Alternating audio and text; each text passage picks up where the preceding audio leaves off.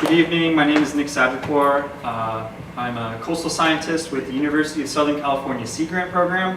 We are within the National Oceanic and Atmospheric Administration, so we're a federal and state partnership that funds coastal research and does ocean outreach and education. So, whenever you have a trajectory, you need to know where you came from. And if you can see from this picture, California and Los Angeles in particular, people like going to the beach for almost 100 years. So this is a photo from the 1920s. This is the old Venice Pier. Within Santa Monica Bay, we've had about 5 piers. A lot of arson, and they've burnt down over the years. Another thing to notice is that we've had almost 30 million cubic yards of sand placed on our beaches within Santa Monica Bay. So you can see the beach here, it's a little bit narrower than the beach here in Venice Bay. And it's important to know where we were and where we've been to think about where we are going in the future and how we want to develop our coastline, keep our coastline sustainable in the future. Because as a lot of sea level rise science keeps coming out, we can see not that good of an outlook. You know, there could be maybe up to 2/3 of our beaches in Southern California gone by 2100. That means businesses, tourism, and from that last photo, potentially our culture, our identity, our what it means to be a Californian.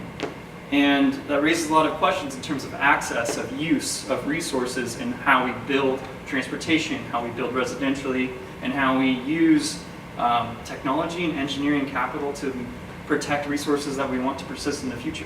So, as a surfer, immediately I'm thinking about surfing, and there's been some research done to look at how surf breaks would be affected. You can think about how if you have a wide sandy beach, that beach is probably going to be okay because it's going to reach an equilibrium even with a higher water level. And especially if there's dunes, it'll pull some sand back, make some, keep those sandbars going. If you have a seawall or other hard development, or maybe a hard point break that only works in a low tide, it might not be firing in the future.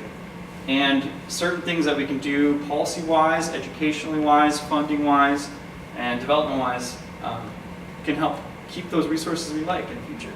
So one program is to use citizens, use people that are already doing that activity, people already in the water, use technology.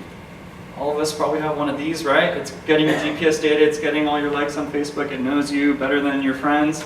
And there's ways of harvesting this data. This is a smart fin. So this fin collects GPS and temperature when you're out in the water and is used by researchers at Scripps and Surfrider. It's a program at Surfrider to help understand how nearshore water temperatures are changing and getting a baseline of where nearshore surf breaks are right now, because buoys are pretty far out and they're actually pretty dispersed to give us an idea of what's happening. So what can we do?